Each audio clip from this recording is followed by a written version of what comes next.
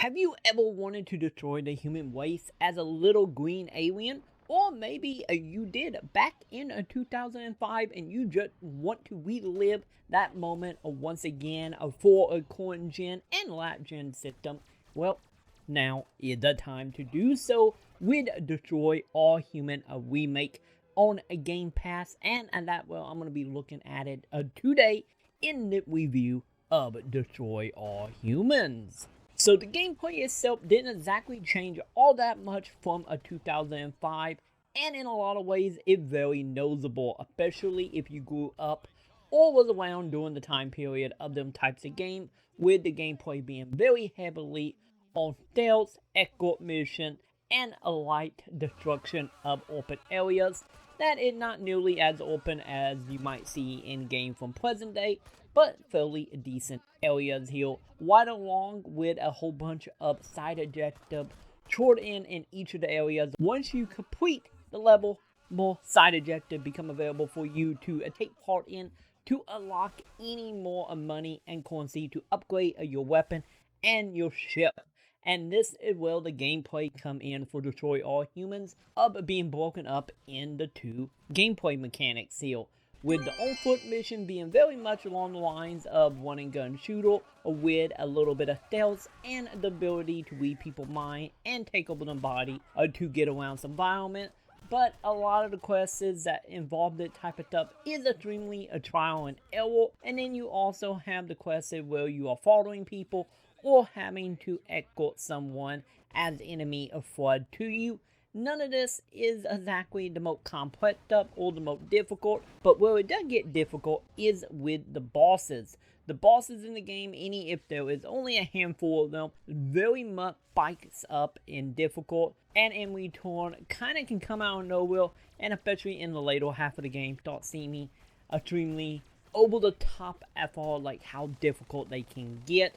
And in return, you can level up your character, but none of the upgrades feel all that notable overall, so it's kinda a frustrating thing, at least in the latter half. But as far as the second type of gameplay here, with your ship. Your ship is with you on pretty much every mission, and for the most part, it is used in little ways. It might be you running around destroying ships, killing bosses, or just destroying a random objective to help you out on foot, or jumping in between depending on the mission. The issue that comes with the ship combat is sadly the camera is extremely zoomed in, and especially in certain fights or certain areas, it comes quite difficult to actually see what is around you, let alone actually be able to block missiles, since your ship will have multiple ability such as shooting down lasers, doing bombs, and, like I just stated, destroying missiles when they are shot at you. In return, the ship combat is not that deep, but once again, just like the on-foot mission, can get a little tedious, especially in the latter half of the game. But overall, Destroy All Human does a very good job of capturing the feel of the original and adding a few little things here and there, such as a new side objective. Sadly, the voice acting is carry over from the PS2 and original Xbox version, so that might be a good thing or a bad thing depending on your opinion of that voice acting. Personally, it was fairly decent, and the highlight of the show was of course the leader of the alien force and his feedback that he gives you, and the over top acting that come from the character that very much capture the feel of the B style movie, right along with the ability of reading people's mind and hearing them thoughts. And if the comedy is extremely hit or miss, it is a straightforward sense all the way throughout, so you can say at least it's consistent.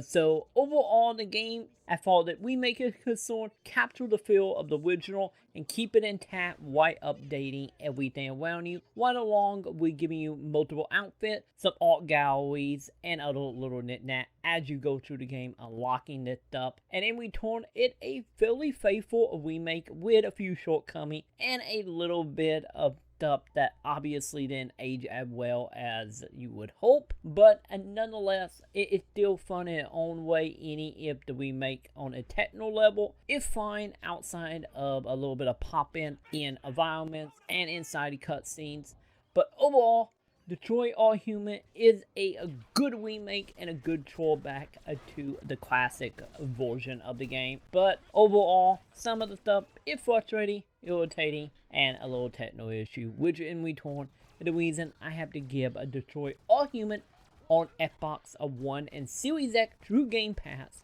a 2.5 out of 5.